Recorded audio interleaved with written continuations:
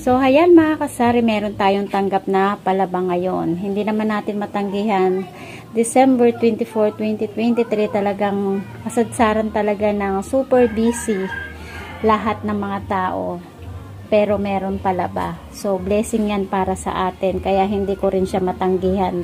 Sa kabila ng dami ng aking mga gawain, hindi ko siya magawang tanggihan kasi nga, iniisip ko bukod sa kasama yan at party yan sa aking negosyo, dahil nga bukod sa aking pagsasari-sari store ay yan ang aking mga extra income pa, yung aking tanggap na palaba. Ayan, so kahapon nga sabi ko nga maglalaba na nga ako para naman kako ngayong 24 hindi ako maglalaba. So, yun na nga, hindi natin matanggihan. So, yung mga nilaban ko lang naman kahapon is yung mga puti, tsaka yung mga light color. Tapos, nandun sa katapat natin bahay naman, yung bedsheet. Sinampay natin doon. Ayan. Yung bedsheet. So, ayan. Ang dami natin displayhin. Kasi yung mga pinamili natin kahapon, hindi pa natin siya na-display. So, anong oras na ba? 12:29 PM na. So, lunch time na naman. Luto time na naman. Diba? Late na tayo laging makakain ng lunch. So, ito nga yung ating mga napamili kahapon. O, diba? Ang dami. Talagang hindi pa natin siya nagawang ayusin. So, ito nga yung bigas na papasko sa akin ng anak ko. Habang nasa grocery kami, tinanong niya ako, ma, sabi niya ng panganay kong anak, na marami pa ba tayong bigas? Sabi nga, niya ngayon pala, re-regaluhan niya ako ng bigas. Sabi niya hanggang February na yan na. Sabi niya sa akin, diba, nakakatuwa naman kasi kahit pa paano, naalala pa rin tayo ng ating anak. Kahit sa mga ganyan na paraan lang. Wala siguro siya maisip na i-gift sa akin. Iniisip niya siguro, palagi akong bumibili ng bigas. So, hindi naman kasi siya kumakain lagi rito dahil nga yung anak kong panganay is nag-grab siya habang tumigil muna sa kanyang pag-aaral na isang sem na lang ay matatapos na yung aking panganay. Ayan, diba? Ang daming gawain ng tinderang nakakaloka. Ang dami. Lalo na guys, kailangan talaga natin siya i-display ito ngayong araw na to dahil ang dami na natin mga lagas-lagas na mga chichirya. Ayan, so yung iba na nga hindi ko na nga binili. Yung mga meron pa dito, hindi ko na siya binili. Ito na muna. Ayan.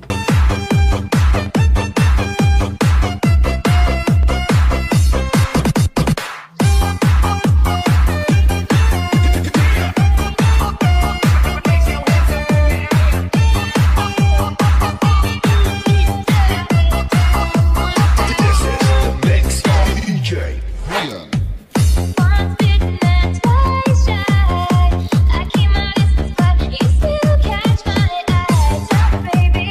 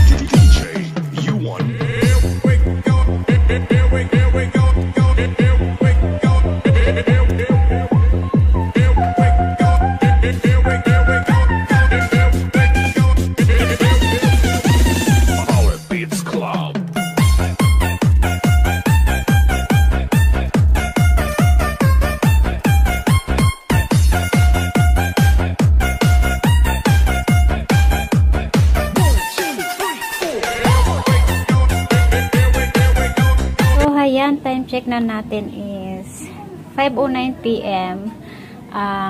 Napaka-busy kasi guys, halos hindi na natin maisingit pa yung ating pag-vlog. Ang daming gawain, talagang sobrang tampak ang mga gawain natin simula sa papalapit ng simula nitong December na to, talagang halos hindi na tayo makahinga sa mga dami ng mga gawain.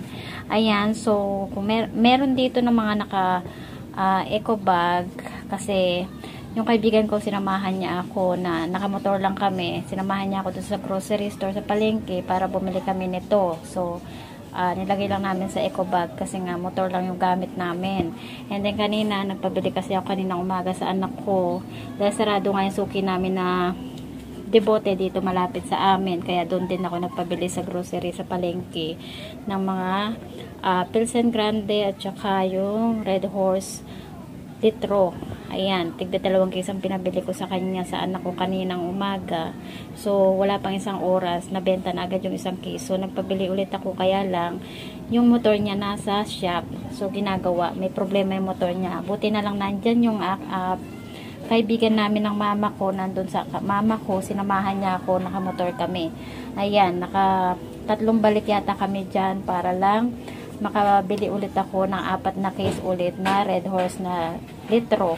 Ayan, 4 na case. So, lahat ng nabili namin today na Red Horse litro ay 6 na case. Plus, yung 2 case na Pilsen Grande. Ayan, 'di ba?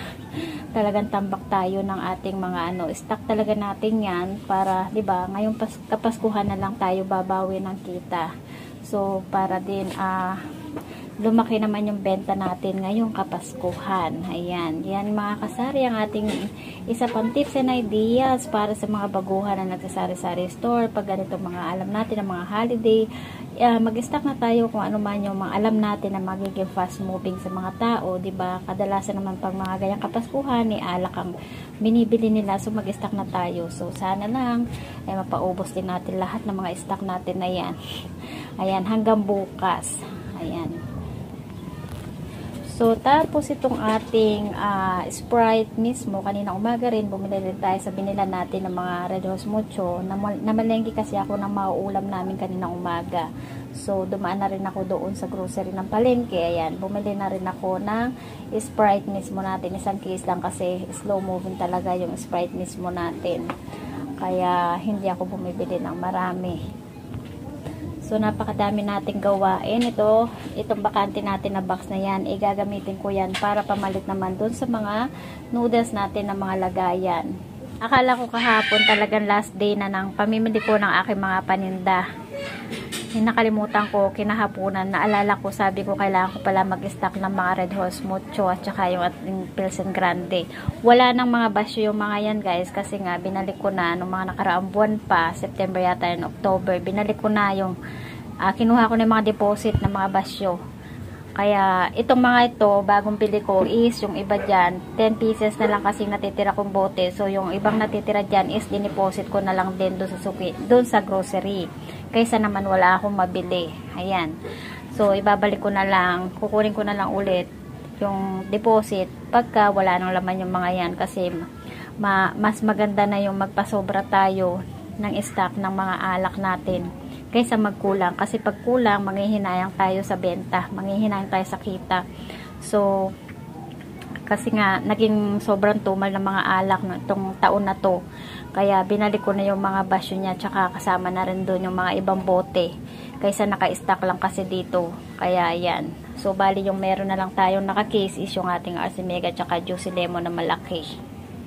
Ayan guys, hanggang dito na lang ating vlog for today. Maraming salamat sa walang sawang suporta sa akin channel, sa aking mga vlogs, sa aking mga followers, YT friends. Thank you for watching. And Merry Christmas to everyone. Enjoy your Christmas with your family. Thank you. Bye-bye. Please subscribe to my second channel. And follow me and like to my FB page, Goddess Vlogs. You can join also to my group, Sari Sari Owner Business Group. It's all about Sari Sari business.